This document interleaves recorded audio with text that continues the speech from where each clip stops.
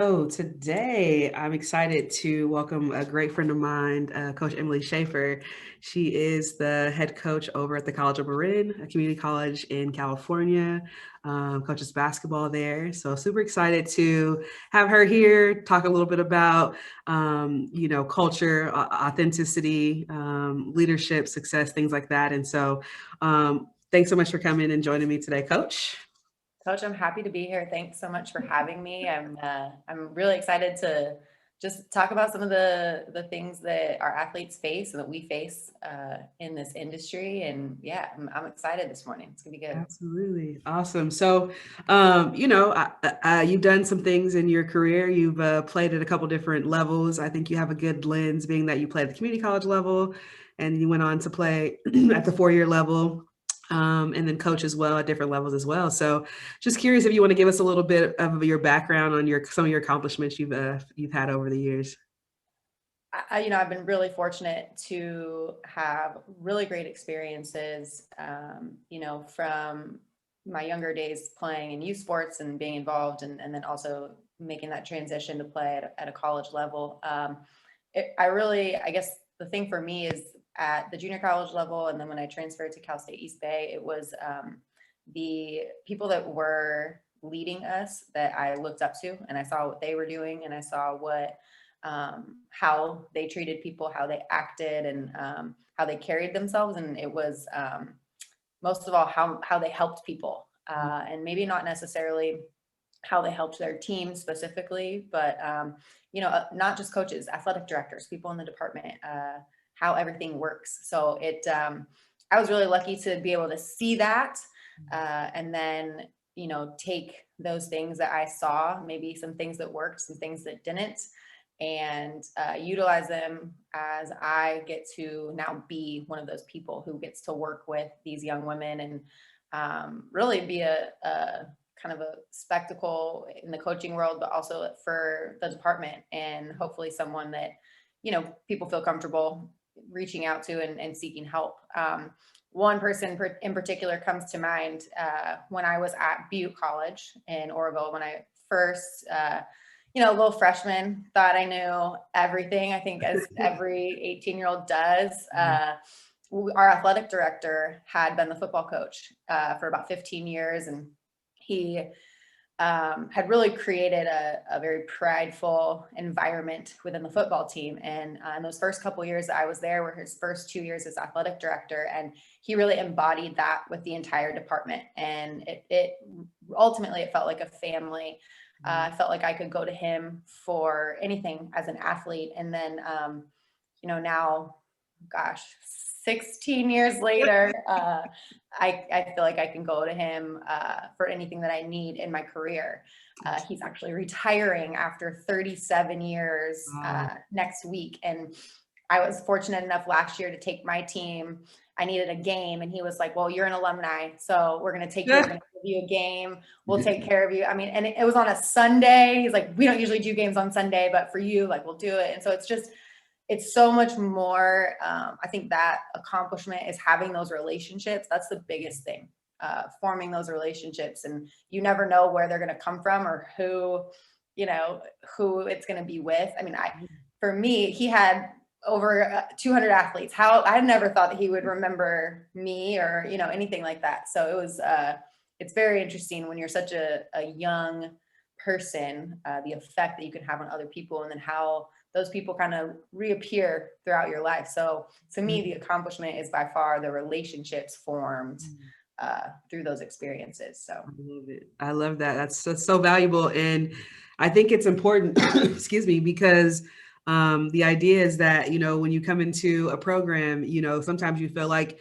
you're just a small piece of it, which you are. But again, you make such a big impact sometimes, or you make these relationships that can be very impactful for you over time. So that's amazing. That relationships is one of the biggest things that you mentioned right there. I'm just curious, what actually made you decide to go the community college route first? I know right now with COVID, a lot of people are kind of struggling with determining, do I just go to a 4-year and forget the sport that I love, or, do I stick it out and maybe try my chances at a community college and then maybe moving on after that? What made you decide to go the community college route? it's Excellent question. And it's sort of a wild roundabout story. So I was all about, going to college. I had applied to and gotten into San Diego State, which was very impacted. I got into Marquette University. My father's an alumni there. So I was just going to go to school, live the college dream. And then basketball season had gotten over with. And other schools had reached out to me, Mendocino College, a junior college in my area, Cal State East Bay. And I just was like, no, I'm good. Well, as soon as season got over with, I realized I wasn't good and I wanted to continue playing. At that point in time, we're talking March, maybe, getting into early April, rosters are filled. And, East Bay, they were full. And so I reached out to every single junior college in Northern California because I wanted to play, and kind of waited to hear back. And this was in a time before cell phones.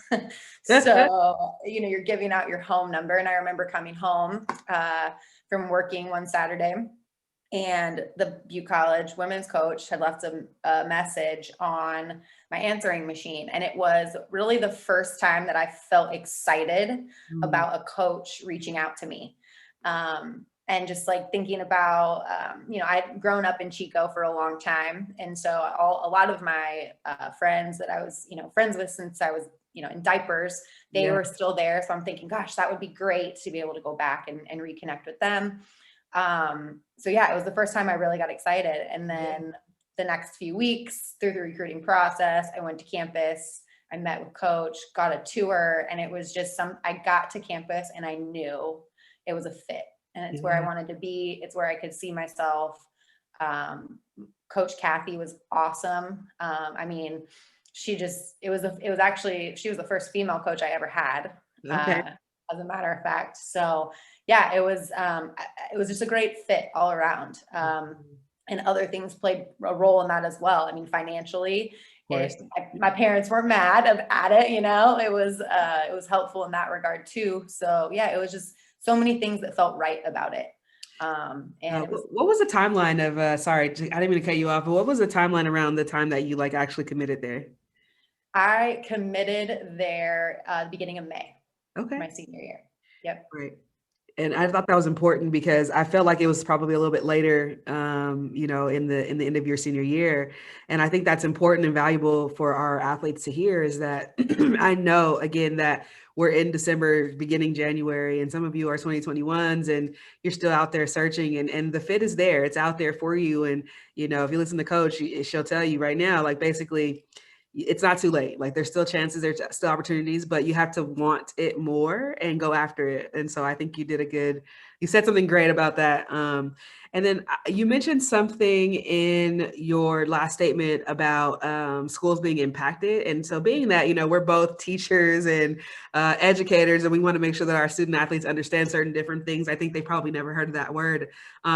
Maybe tell us what that means when something is impacted, when a school is impacted. Yeah, definitely. And it happens a lot with the California State University systems or the University of California systems with acceptance rates. So they only allow so many freshmen or so many people per class. So basically back then, and I don't know what the numbers are specifically for freshmen at this point, because I'm at a junior college, I don't have to worry about that kind of thing. But for San Diego State at that point, the impact rate was, you had to apply there, but then you also had to apply to another state school just to make sure that you had a backup plan in case you didn't get in. And it was more common. Hopefully, that they've handled it. And then also the other thing with impacted colleges is there's also maybe the college isn't specifically impacted, but majors could be impacted. So nursing programs, engineering programs are oftentimes ones that stick out in my mind that, only allow a certain number of applicants in each year or each semester into the program. So. Right. And along the same lines, just for those of you who don't know, I also work in admissions. And so impact could also be the difference maker between graduating in 4 years or 6 years, basically because some of the courses that you need may be full before you have the opportunity to take them. And some of them are only offered in certain parts of the year. So you have to be really strategic when you go to certain colleges. And so when you're going to those bigger schools, that's something that you should consider and listen to and ask those questions, well, how impacted is this program? How impacted is this degree? What's the graduation rate and time frame? I think it's good to ask. So awesome. I just wanted to throw that in there real quick. You are spot on, and exactly what you just said. I had an athlete at Cal State East Bay when I was coaching there. She had to stay an additional semester because when you get to, and she was a junior college transfer, came in, when you get there, some of these majors, and she was an art major, right? So they don't offer all those classes every semester. And, no one picked up on the fact like, okay, well, she has this 2-year timeline to play. We need to make sure she gets this class, and this class in her first semester. No one knew. So then she had to stay in school, enrolled another, I think it was another either 2 quarters to complete her degree. And that's time, that's money, that, and sometimes that happens, unfortunately. Absolutely. Absolutely. And so my next question is, so basically my business name is LeadHership Athletics. It's a play on the word leadership, and leadership is something that I believe is such a broad skill set, but it's a certain skill set that if you learn the things that you need to learn to be a leader, hopefully it impacts you through the rest of your life to be successful. And so if you were to think about leadership, what comes to mind when you think about leadership? Well, when I think about leadership, I think about, people lifting other people up. Because if you have a leader in a group, you also have to have people that are following that person. And it's just as important for the leader to have a clear and concise voice and plan, but it's also important for those individuals who are following to echo that advice and that leadership. I think that it's so important for whether it's, a boss, employee, coach, player, whatever the relationship is, even player to player. If you're building those people up and leading them into a direction to meet their goals or to meet the common goal of a team, there really is no wrong way to go about it. I think where people mistake leadership sometimes as like a substitute for power, which actually shouldn't, they're not, I guess, what is it, a synonym? That's not what it is, right? So it's, I think when you start to be more of a dictator where you're giving orders rather than, kind of guiding individuals who are looking up to you for advice, for input, for things like that, you really need to guide them in a direction and remind them of their goals. I think it comes back to having a really substantial relationship and cultivating that relationship with either your employees or your team members or even your family members, your partners, anything like that, right? It's you always want to try to lead one by example, but just make sure that you're doing it from a good place and always guiding people in the right direction. Absolutely. So one thing that you said about that, which has kind of been a theme over the week of the conversations I've been having with other coaches, is the idea of having a common goal and the idea of finding the right fit is kind of what I got from your conversation you just mentioned. And so fit to me is super important. And I feel like all the things that we've talked about so far about relationships, about being impactful, about certain leadership skills, common goals, they all come down to the idea that a coach has a certain values or characteristics that they're looking for in athletes, and the same should happen for our athletes. So they should have the same characteristics and common goals, and they should find coaches that match that, because I think that's how you build that relationship. And I think that's ultimately how you become successful as a program, is when the entire program is on the same page with the things that they want. Not to say that there's not going to be any issues or some differences, but for the most part, we want to come together in that regard. And so I mentioned the word success a little bit earlier. And so, when you think about success, do you think that that also enhances the skill sets of our, that's not the right question I want to ask. Let me figure out how to ask that question. So basically I would say, same thing when it comes to success and athletics. What's your thought on that? Just the collaboration between the two, success and athletics. Success in athletics. Well, there's so many little successes that you can have. So to me, I'm extremely competitive in most literally everything that I do, whether it's, on the court, basketball, life in general, anything, very competitive. So I think that for our program, we emphasize, we want to win at everything. So we want to have the best team GPA in the department. We want to have the most wins out of any team in the department. We want to win conference. We want to be top 2, make it to the state playoffs. But then also it's the smaller successes.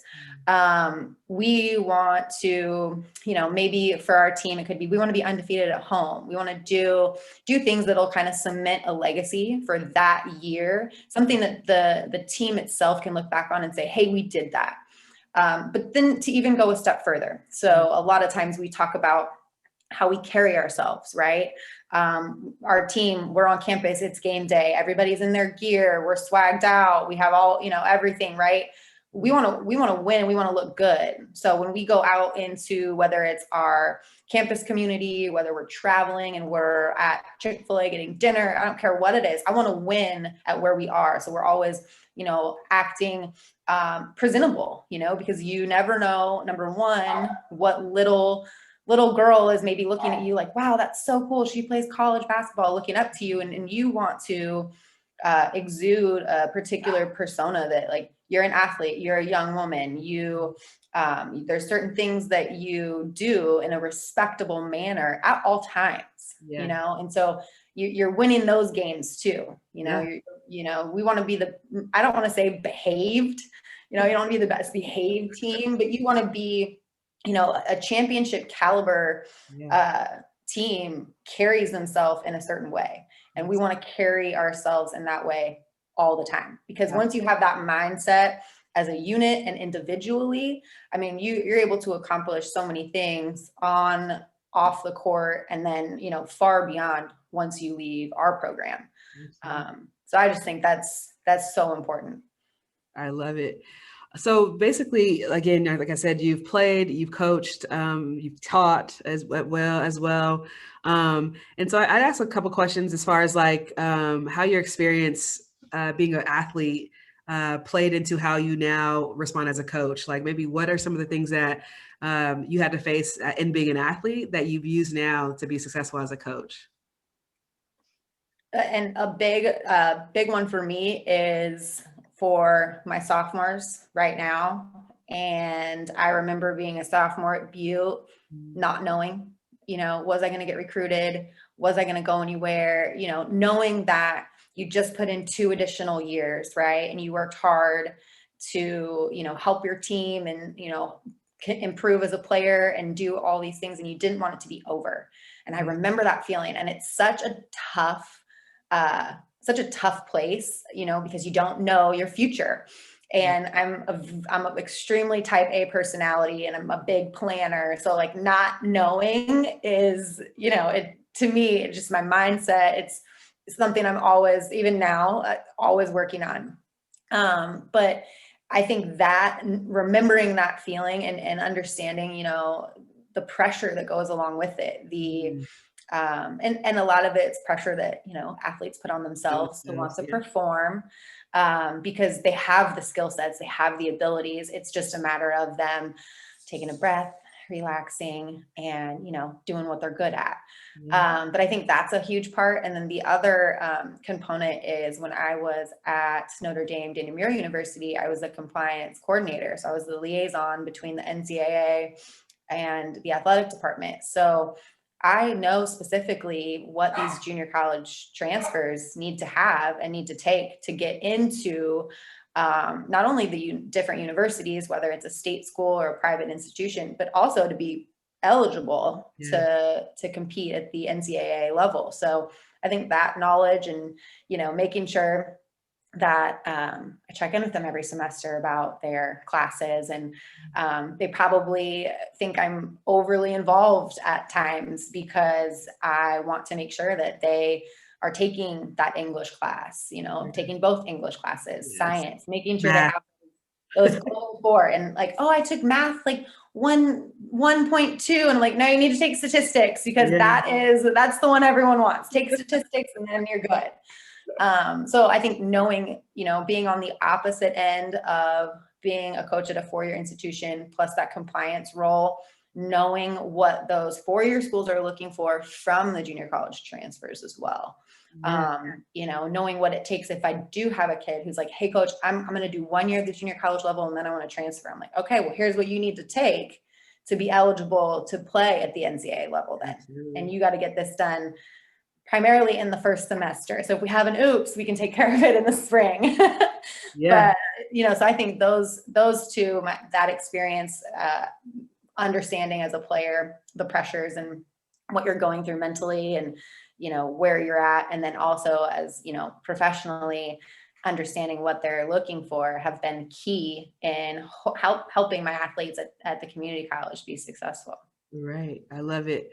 And I'm going to go stretch this a little bit. And so kind of what I got from that statement was the idea that you're taking all of your different experiences and you're using all those experiences to elevate yourself, but also elevate other people. And so I was talking with another coach the other day, and basically the idea was that some athletes come into our programs and sometimes they're a little bit set in their ways, right? And so they don't want to make those adjustments that may or may not help them, but they don't know because they're so stuck in their ways. And so what I got from that was the idea that sometimes we need to just listen to the different ways of doing things out there and finding ways that fit us that are going to help us elevate, and then also with how we help elevate other people, and in a team setting it would be the same. It'd be, elevating us as players and then elevating our team because we want them to be successful as well, right? So it's kind of what I got from that.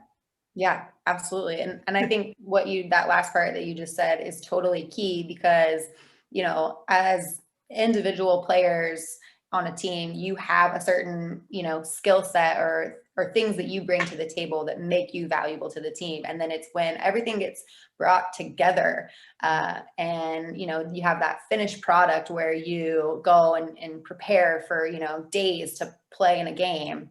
That's where all of those things are able to shine. And so like refining and working on your craft as an individual is just going to make the team better as a whole when we all come together. So that's key. For sure. And so I'll say the same lines of student athletes right now. And so, us being coaches, and we have, freshmen come in to play with us, first time college athletes. And, what are some of the barriers that you've seen, or not barriers, what are some of the things that you've seen that our athletes come in and struggle with, from like travel ball or AAU ball to college?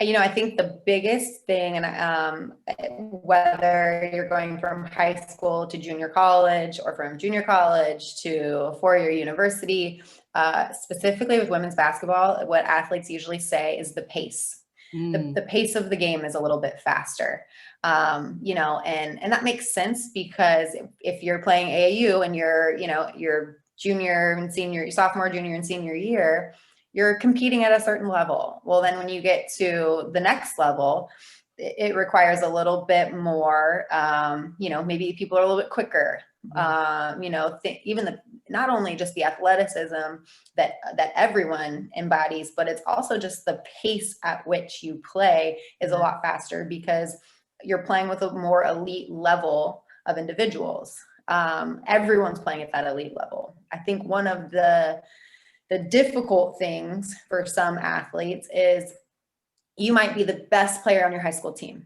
leading scorer, leading rebounder, you're it, right? Yep. Sometimes it's hard to make that transition when you get to a college team and be a role player because you've never had to do that before. Now, neither role is, here or here. They're both equally as important in order for the team to function at a high level. sometimes it's hard for players. And I remember going through it. I mean, you know, coming from my high school experience, I was that. But when you get to college, no matter what the level is, whether it's 2-year, 4-year, D1, D2, NAIA, it doesn't matter. Everyone was the best player on their team.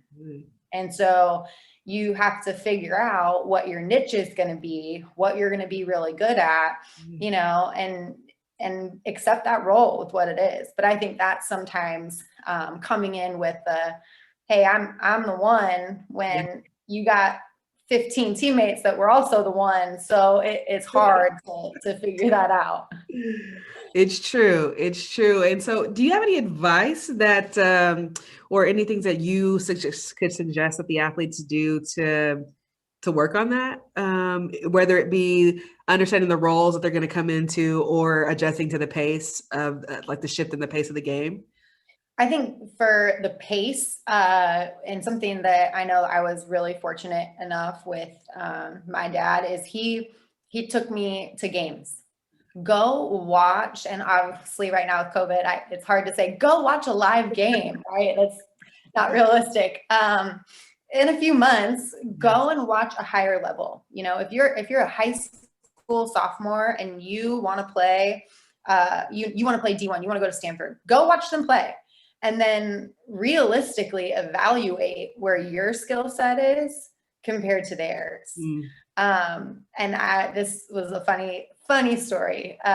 When I was a sophomore in high school, I was a multi-sport athlete. And so my dad was like, so you think you want to play basketball in college? And I was like, yeah, like I'll go to Stanford, I'll go to USF, I'll go to all these cool places, right? And he goes, let's go to a game. So we went and watched the USF Stanford game, and you know, we're 10 rows up. Yeah. I'm sitting there and I'm like, yeah, I'm not playing. This is, you know, and I'm 5'5", you know, I can shoot it, but I wasn't that quick, you know, and I'm looking at these girls and their wingspan is longer than my body. So it was just that the pace was different. And so at that point it was like, okay, let's reevaluate what some of my options are. And I think the other part of it too is being okay with that. You know, you got to be able to be honest with yourself. You can't go, like, it's really fun to go watch UC Davis and Fullerton play, but you can't think that, oh, I can play there. You know, it's just, but that's okay, because just because you can't go to those schools doesn't mean that there's not a school with a good pace, with your academic major, with all of the, you know, checks on the list that you can find. Yes. So I think going and watching, I think that is a tell-all for sure. I love it. I love it. And so, another thing that I got from that conversation was just the idea of knowing yourself, right? So, I just equate that a little bit to confidence in who you are. And I feel that some of our athletes, you know, truly struggle with confidence and, like, again, owning who they are, understanding who they are, but owning who they are, living in their truths. And again, like the UC Davis Fullerton analogy that you used, of course, like, you can see it and say, like, okay, yeah, I'm not there, right? But I mean, if I want to be there, like, you need to study what that means and what that looks like and how do I get there. But also being realistic to the idea that, hey, like, if that's not necessarily my fit, what is my fit, and how can I be confident? Because you don't want to go anywhere, right? And say you did get accepted into that team, that program, and then, you know, you don't fit into their caliber of players and you're sitting the bench and, you know, you're just feeling less and less worthy of being in that opportunity, you know? And so just being confident in who you are. And I think confidence is a huge topic right now for a lot of our female athletes. So, you know, anything you could offer as advice on ways to maybe help build confidence in our athletes?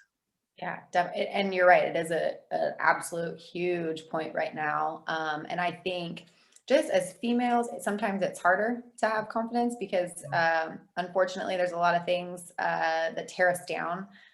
Number one thing, comparing ourselves to others. You know, it's so unfair to look at what someone else is doing, what they're accomplishing, or maybe what they're not accomplishing, and comparing their story to yours. Yes. because it's truly apples and oranges. You don't know what they did to get where they are. You don't know what they're maybe going through, and vice versa. They don't know yours either. Absolutely. I think for confidence, like that's number one. Yes. Ladies, just stop comparing yourself to and accept where you are. I think the something that I've learned recently is rather than looking at experiences and kind of categorizing them as good or bad, right? Because you could look at, for example, oh, I had this coach, horrible coach, bad experience. Okay, well, rather than trying to label it a bad experience or maybe a great experience, why Mm, not just take it as an experience and take away the key points that maybe helped you or maybe stuff that you didn't like, and then transition that experience into whatever comes at you next so that right. you can be successful. Absolutely. Um, so it's kind of like meeting yourself, and you kind of talked about it a little bit, like figuring out who you are, figure out what your identity actually is, because I think as athletes, and I did it as well, you're just so in tune with your identity as an athlete that you forget that you have all of these other qualities Absolutely. that are so valuable and so outstanding and are going to also assist you in achieving your lifetime goals. Absolutely. And I think, the identity crisis that a lot of athletes go through when their eligibility is over Mm, is something that, it's understanding, like, yes, I am an athlete. Yes, this is something I do. Absolutely something that you love and you're passionate about. I really think that we have to start focusing on encompassing the growth of the entire person. yes. Because as an athlete, yes, you're doing great things, and those experiences that you have are going to be invaluable, but you're also getting an education, Yes. which is going to provide so many opportunities Yeah. and open so many doors that maybe wouldn't be there if you didn't go to college, Yeah. right? And whether that's just 2 years or 4, or if it takes you 8, that's okay too. Right. It's whatever is in your path, and everyone's path is different. So I just think it's being okay with that. Yeah. But again, like I wasn't. It took me a minute to figure out, after getting done playing that first year, like you really miss being on the court. It's tough. It's Yeah. tough. And so I think at that time I didn't have anything else. Yeah. And there wasn't anything else that I did. But and then I think about it like that. Is that true? Well, no, it's not true. It was such a large part of who I was and what I did kind of overshadowed everything else. While there were other things, I just didn't maybe enjoy or put as much focus on those. But they're there. We just have to kind of dig them out and Yeah. cultivate those as well. Absolutely. I have this, so my number one slogan on my website is she's destined for more, right? And the thought process behind that, destined for more, is that I want you to explore those other things that of her, like who is her, like who is she, who are you, right? Like, so the idea is that, like, hey, I can be an athlete, and these skill sets that I learned from being an athlete are so easily transferable to other things in career and life, and so if we can use this process, something that it's such a big part of your life, and we can use these processes and pick the skills from them that then develop you to be bigger and better in life, like that is the goal. I would love to change the perspective of the world, which will take so long to do, but We've got time. We've got time.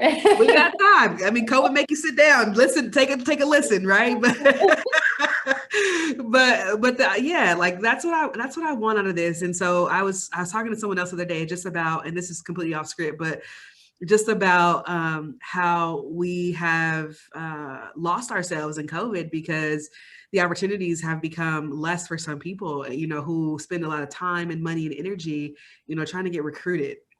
And yeah, like if you work with me, I would love to help you through the recruiting process. But the bigger picture is that let's figure out that communication piece, like that grammar piece, that interpersonal skill sets of communicating with coaches. Let's give you some real feedback on how your skill sets are. Like, let's learn what that means when you get some sort of feedback from somebody else. How does that make you feel?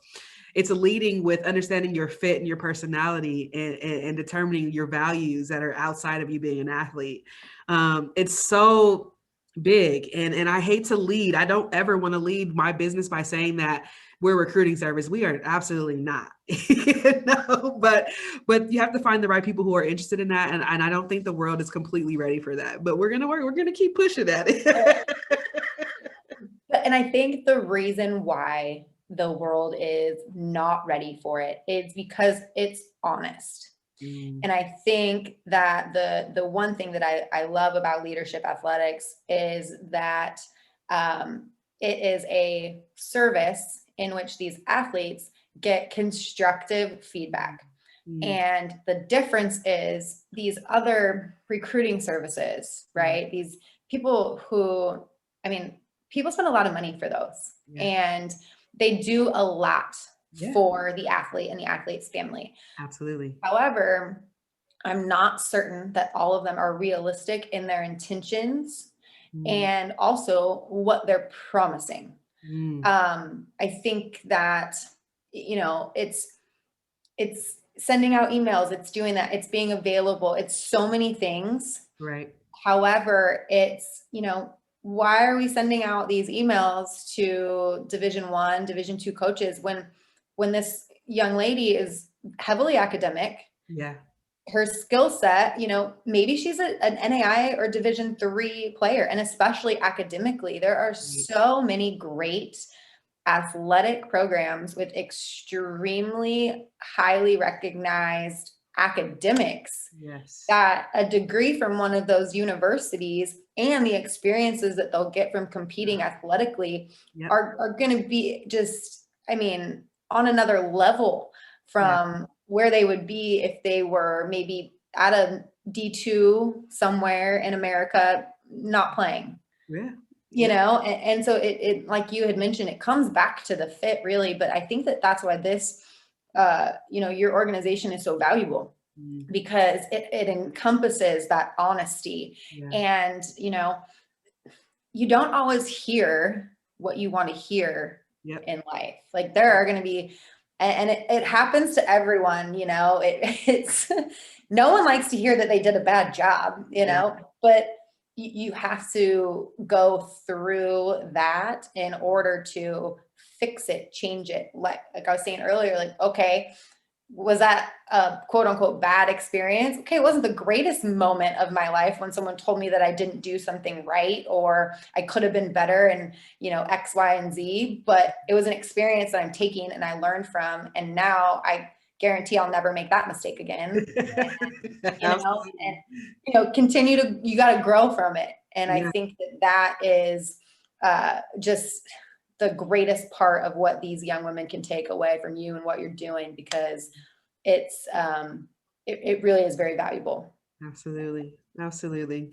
So I should ask a few more questions just to kind of wrap it up, but along the same lines of athletes reaching out and things like that, what are maybe some things that stand out to you when you're in the recruiting process with athletes? What stands out to you? Number one thing, I love talking. You know, communication is a foundational component to building a relationship.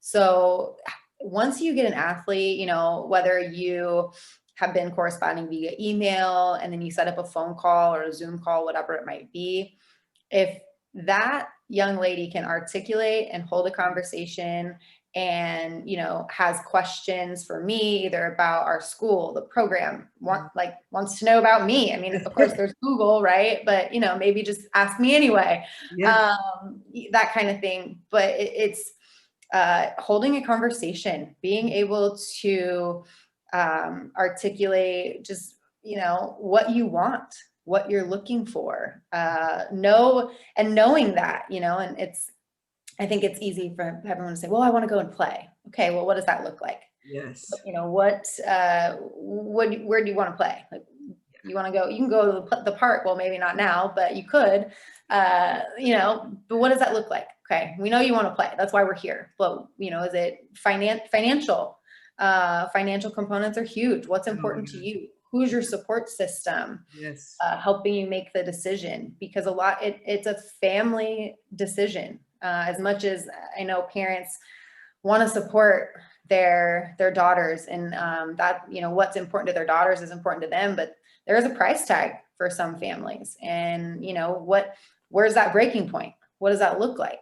Absolutely. So yeah, it's just the conversation is huge, because I want to know that if we can have, because we got to be able to talk things through, you know, whether it's a, hey, how you're doing, you know, checking in with them and the family, or hey, we need to have a conversation about how you're acting, how you're holding yourself, how you're carrying yourself right now, because what you're doing isn't lining up with what our goals are. And so we need to get you back in line. And like, to me, because normally when student athletes, when they're not, you know, they're not showing up on time, or they're not doing little things that we expect in our program, there's usually something else going on.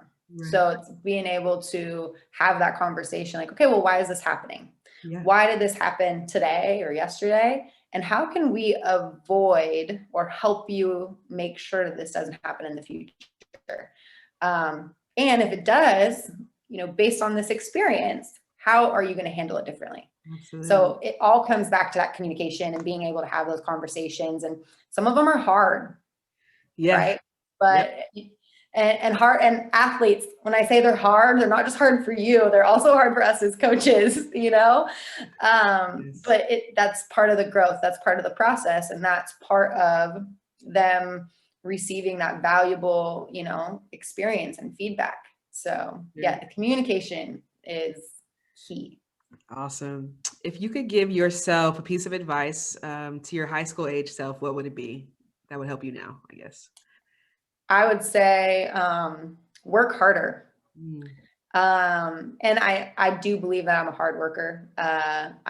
You know, I'll get in, like I said, I'm a type A personality. Just give me something and I'll do it. We'll get it done. But I just think work hard and know that everything that happens is going to happen as it's supposed to. Okay. You know, it never think like, oh, is this going to pay off, or is this going to work out? Or, you know, never be worried about the end result. If you work hard enough, the end result will take care of itself, and everything will work out the way it's supposed to. I love it. I love it. That's it.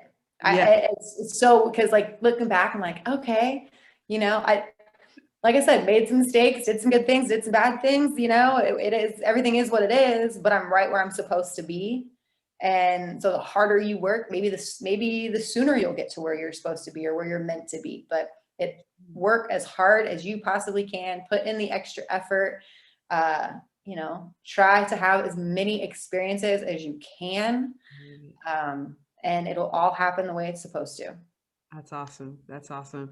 And I have this big thing about owning your power in the world as female athletes. And so like my last question is, what's one trait you believe that every female athlete should have in order to own their power in the world? Oh, that's a really good question.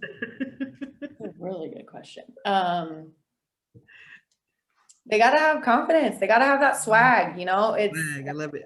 You have to, because, you know, whether it's you're going on a recruiting trip and you're meeting a team, or you're going and in the future and you're having a job interview and you're meeting your, you know, potential future coworkers, you have to come in and you have to exude a certain demeanor, you know, and it speaks volumes if you can walk in and own a room and, you know, and respectfully, Right. you know, you're not walking in, you're not being cocky. It's not like, oh yeah, I got this. I'm number one. That's not what I'm saying. You're going in because you know what you have to offer is going to be the best out of anybody, because you know, you have certain traits. You embody being accountable, being respectful, hardworking. You have all of those things in your bag, and you know that there's no one else that's going to compare to you.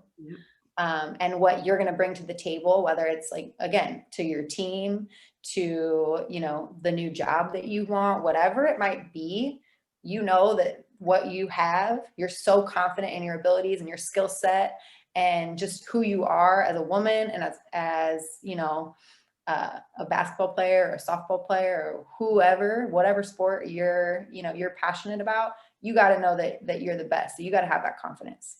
Absolutely. That's awesome. Well, thank you so much for that conversation with me today. I'm definitely just wrapping it up now. So, yeah, thank you. Coach, thank you. I'm beyond excited about this endeavor and leadership athletics. It is what these young athletes need. And, you know, I think that any young lady who is able to, you know, be in contact with you and take advantage of this resource is going to be able to change her life in a lot of ways. So I think it's really awesome. I'm excited. Thank you for having me. This was Yeah, fun. thank you.